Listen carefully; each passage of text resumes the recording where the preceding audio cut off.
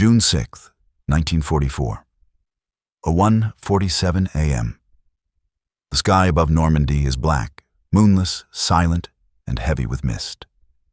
Inside a command post outside Caen, German General Erich Marx leans over a map scattered with grease pencil marks and red pins. The faint hum of the field radio fills the bunker, interrupted only by the scratching of a pencil and the distant rumble of artillery from the east. A signal officer suddenly straightens, pressing his headphones tighter. "Herr General, I have something. An Allied transmission, shortwave frequency 326 kilocycles." Marx looks up sharply. "Translate." The operator nods, turning a dial. The static clears, replaced by a crackling voice, faint but distinct. "Drop zone secure. Pathfinder's marking. Repeat, Pathfinder's marking. Caen sector." Then silence. The officer frowns. It repeated once, then faded. "We're trying to triangulate." Marx freezes. Caen. The word burns through the haze of exhaustion. For months, Berlin had insisted the Allies would strike at the Pas de Calais, where the channel was narrowest. Yet every instinct in Marx's mind, every reconnaissance report, every whisper from the French countryside had pointed here, to Normandy. "It's a trick," mutters Colonel Richter, his adjutant. "A diversion, like the English did in Sicily." Marx shakes his head slowly. "No, not tonight." He steps out of the bunker into the damp air. The night is strangely alive. Flashes on the horizon, the faint buzz of engines far above. He lifts his field glasses, scanning the sky. Tiny glimmers fall through the clouds, first one, then dozens. Parachutes. For a moment, he says nothing. The sound of distant gunfire drifts through the hedgerows. He lowers the binoculars and turns to Richter. "Wake the division commanders," he says quietly. "All of them. Tell Rommel." He stops. Rommel isn't here. He's in Germany, presenting Hitler with plans for Atlantic Wall reinforcements. Marx's voice hardens. "Tell me," he says, "where the hell our reserves are." Inside the bunker, the radio bursts to life again. Another voice, distorted by static. "Landing craft approaching. Grid 124 south of Ouistreham." The operator looks up, pale. "Herr General, multiple transmissions now. British, American, French, all frequencies." Marx exhales, the realization hitting him like a blow. After 4 years of occupation, after endless false alarms, after months of waiting for the storm, the invasion had come. He steps closer to the map, tracing the coastline with his gloved finger. Ouistreham, Caen, Bayeux. "It's Normandy," he says softly. "It's Normandy." Outside, the night explodes with flak and the distant crash of paratroopers landing in the fields. The Atlantic Wall, that concrete dream of German invincibility, has just been pierced by ghosts falling from the sky. And General Erich Marx is the first man in France to realize it.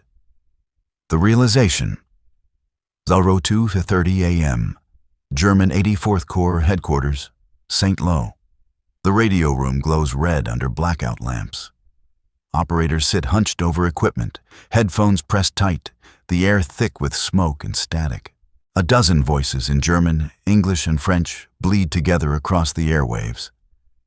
An electronic storm that no one can fully decipher. General Erich Marx stands motionless before the main map table. His hand trembles slightly as he draws a red circle around Caen, the point of contact. Then another around Carentan, another around Ouistreham. Each circle represents confusion, chaos, the beginning of something vast. A courier bursts in from the outer hallway, boots splashing mud. "Herr General, Reports from 21st Panzer, enemy parachutists in the field south of Ranville, possibly hundreds. Colonel Richter snatches the dispatch. Impossible. It must be saboteurs or local maquis. The courier shakes his head, breathless. They came from the sky. Civilians saw them, some already engaged with ground patrols. Mark steps forward. What insignia? Unknown, sir. Not Wehrmacht. Dark uniforms, maybe British. Marx closes his eyes for a brief second. When he opens them again, he looks 10 years older. That's not a raid, he says quietly. That's an army. He strides toward the communication desk. Signal Army Group B. Tell von Rundstedt.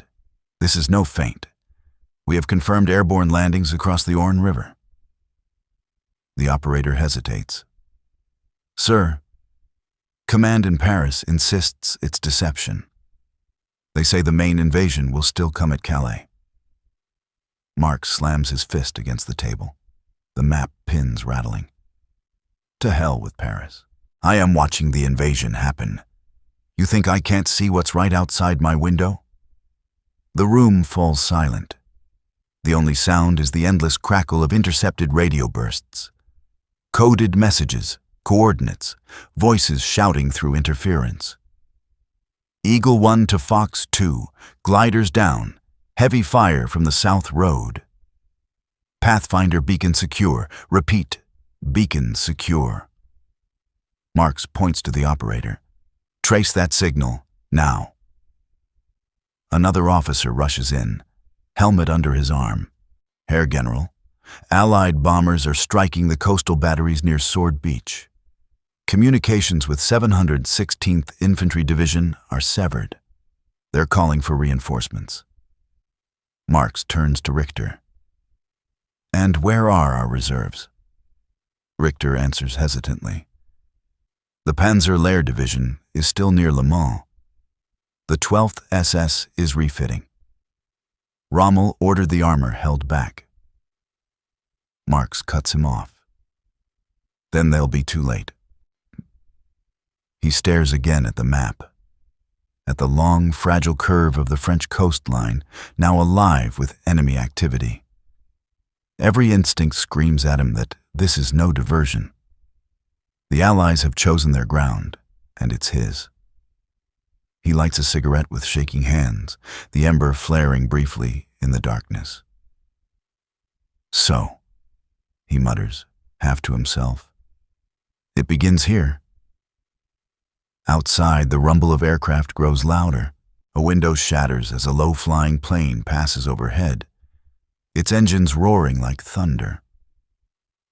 In the distance, tracers streak upward in desperate arcs, painting the night sky.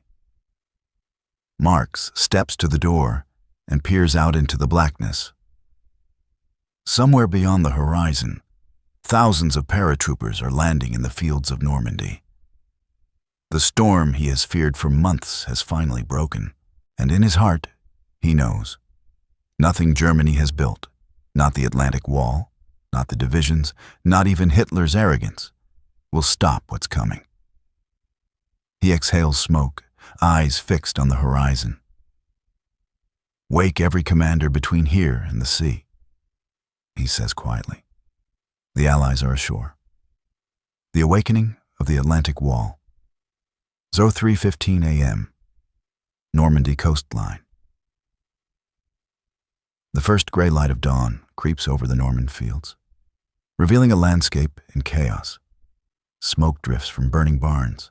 Parachutes hang from church steeples and hedgerows like ghostly shrouds. Cows graze calmly beside the wreckage of gliders split open in the mud. On the coastal road near Ouistreham, General Erich Marx's staff car roars through the fog, headlights doused. The engine hums low, muffled beneath the steady thump of artillery from the shoreline. Inside, Marx leans forward in his seat, binoculars clutched tight. The map of northern France spread across his knees. Reports say paratroopers control the bridges over the Orne, says Colonel Richter from the passenger seat. and Sainte-Mère-Église is burning. Entire sectors have gone silent. Marx doesn't answer. His jaw is clenched. The reality is forming in his mind faster than anyone can admit. This isn't a raid. This is the beginning of a full-scale invasion. They round a bend, and suddenly the coast opens before them. A vast, living nightmare. Out to sea, the horizon is filled with silhouettes, not a handful of ships, not a fleet, an armada. "Mein Gott," whispers the driver, slowing instinctively. Marx grabs the binoculars. Through the mist, he sees hundreds, no, thousands, of vessels stretching across the channel. Destroyers, troop ships, landing craft, and strange flat-nosed barges pushing toward the beaches. The sea itself seems to move, alive with machinery and men. "There it is," Marx murmurs. "The invasion of Europe." He orders the car to stop. Stepping out onto the cold sand, he raises the binoculars again. Offshore, Allied cruisers are already opening fire. Great plumes of water and earth erupt along the coastline as shells slam into bunkers. Through the din, a single Luftwaffe fighter passes overhead, one of the few still flying, pursued by a swarm of Spitfires. Within seconds, it vanishes in smoke. Richter rushes up beside him. "Berlin is demanding confirmation, Herr General. They still believe it's a diversion for Calais." Marx lowers the binoculars, his face ashen. "A diversion?" he snaps. "Then what do you call that?" He gestures toward the sea, where waves of landing craft are unfolding like iron petals. The first craft are already approaching the beaches: Sword, Juno, Gold, Omaha, Utah. Names the Germans don't yet know, but will learn in blood by midday. He turns sharply to his aide. "Get me the 21st Panzer Division. Tell them to move, now. I don't care what orders they've been given." The radio operator fumbles with the field set, his hands trembling. The static is deafening. Every frequency is alive with overlapping calls, frantic voices from every sector of the Atlantic Wall. Battery Longue-sur-Mer reporting heavy naval fire, communications down. Enemy gliders near Bénouville. Request immediate armor support. We're being overrun. Repeat, we're being... The line cuts out. Marx stares toward the sea as the first Allied landing craft hit the shore. Even from miles away, he can see their ramps drop, black dots spilling out, men advancing into hell.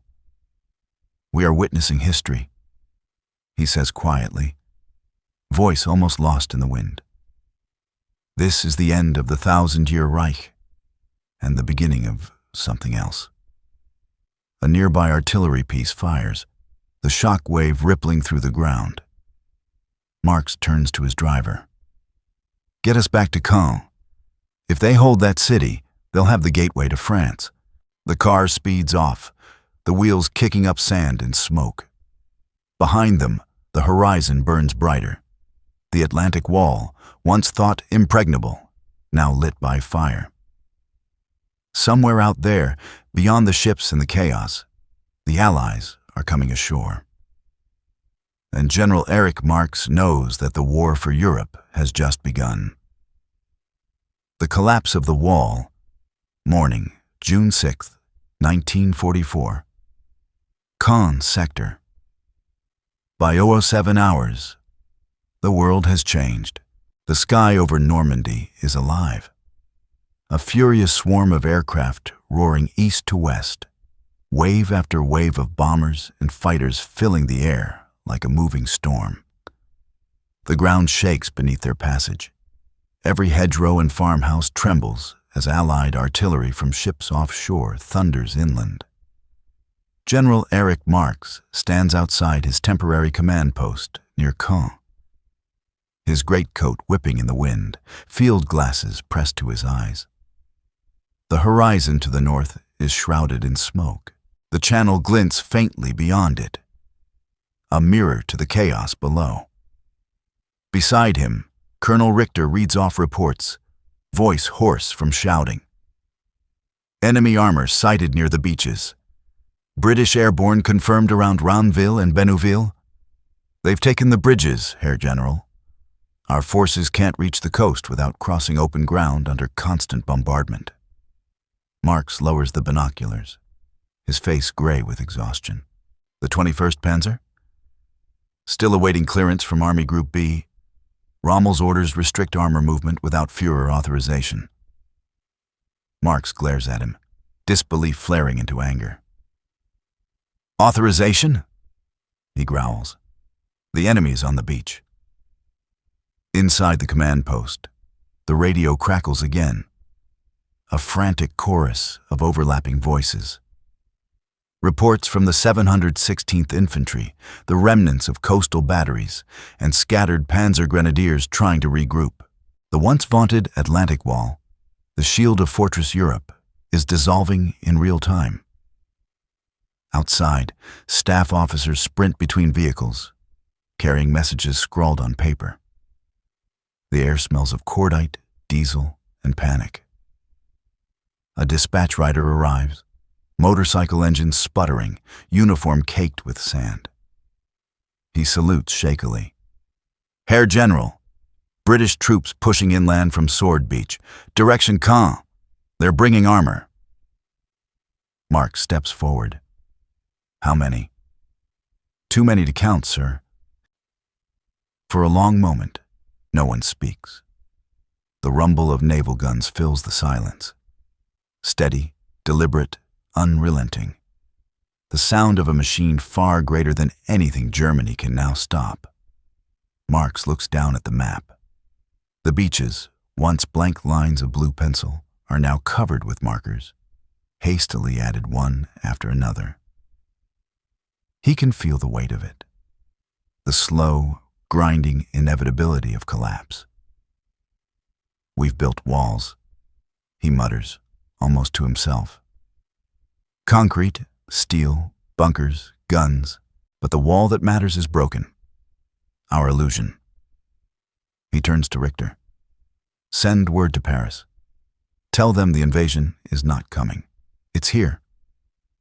Richter hesitates. Herr General, the Führer still sleeps. They say he is not to be disturbed until... Marx cuts him off with a glare that could shatter glass. Then tell them I said to wake him. Outside, a flight of Allied Typhoons swoops overhead, their engines screaming as rockets streak into the fields nearby. The earth erupts behind the command post, shaking the windows and toppling a telephone pole. The driver shouts, "We have to move, sir. They're zeroing in on our position." Marx snatches his binoculars one last time and looks toward the horizon. Through the haze of smoke and dust, he sees it. An unbroken line of ships stretching to the edge of the sea. And beyond them, still more, crawling toward the shore like ants across steel. It is no longer a battle. It is a tide. He lowers the glasses slowly. So, this is it, he whispers. The day that decides the world. As he turns toward his vehicle, the ground shudders again. Another explosion, closer this time. Dust fills the air. Marx coughs, covering his mouth. Move out, he orders. Fall back toward the Orne. We hold until the armor arrives, if it ever does. The convoy roars to life, racing down the narrow country roads, past burning villages and fields strewn with parachutes. Overhead, Allied planes move in perfect formation, blotting out the morning sun. In the back of the staff car, Marx glances once more at the map of France, his pencil trembling in his hand. He draws a single thin line from Caen to the sea. The front he knows cannot hold. By noon, Allied forces will be fully ashore. By dusk, the Germans will be in full retreat. But for now, in the heart of Normandy, A single general knows with absolute certainty. History has just turned, and the sound of it is thunder.